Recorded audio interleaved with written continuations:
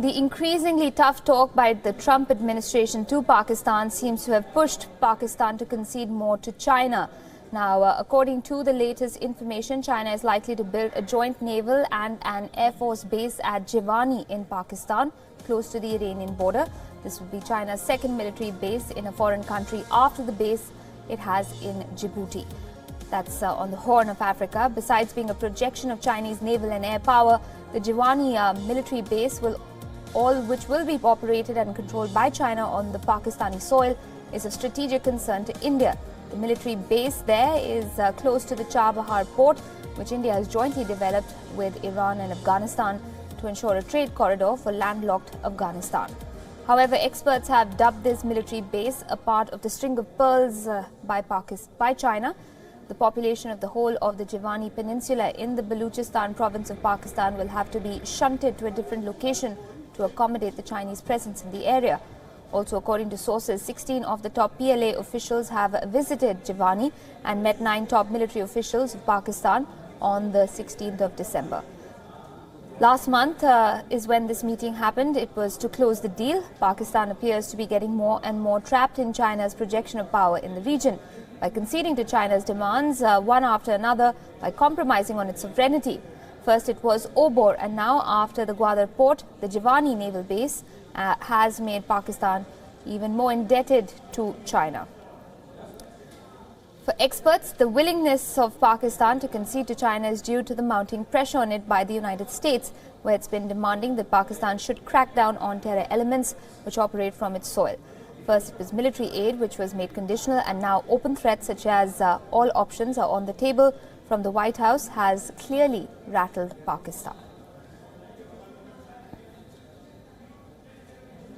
And earlier we spoke with Andrew K.P. Leung, the international and independent strategist from Hong Kong, and WION senior editor Surya Gangadharan on what this development really means. Listen in to what they had to say.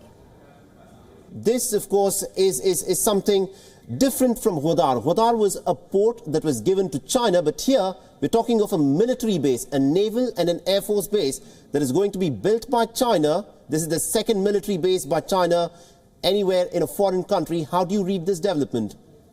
Well, let's get one fact very clear. There is a strong military relationship between Pakistan and China, and this has grown over the years. You can say it's because of Pakistan's own discord with the US. Even so, there is a strong military relationship between them and a strategic partnership. Right. And what we are seeing today on the Jiwani Peninsula is basically an extension of that. We know that China is developing the Gwadar port in Pakistan, and there's been speculation about perhaps Chinese naval vessels at some point docking there. Right. We now have some clarity that there is a separate naval base coming up in Jiwani, which is not far from Gwadar when you look at the map. And clearly this is something which sits at the mouth of the Straits of Hormuz. Right. And in that sense would be a good place to monitor the movement of oil supplies, China's own oil supplies from the Persian Gulf. Absolutely, indeed. And let me get Mr. Andrew K.P. Leung into this conversation. Mr. Leung, what do you think Pakistan has got to gain by conceding to what is effectively a military base that's just win-win for China? Well, of course, Pakistan is a very, very close ally with China. And, of course, with the increasing unfriendly approach by the United States, right. Pakistan needs to strengthen its military alliance with China. But as far as China is concerned, the whole thing must be looked in the context of a global a big game, as it were.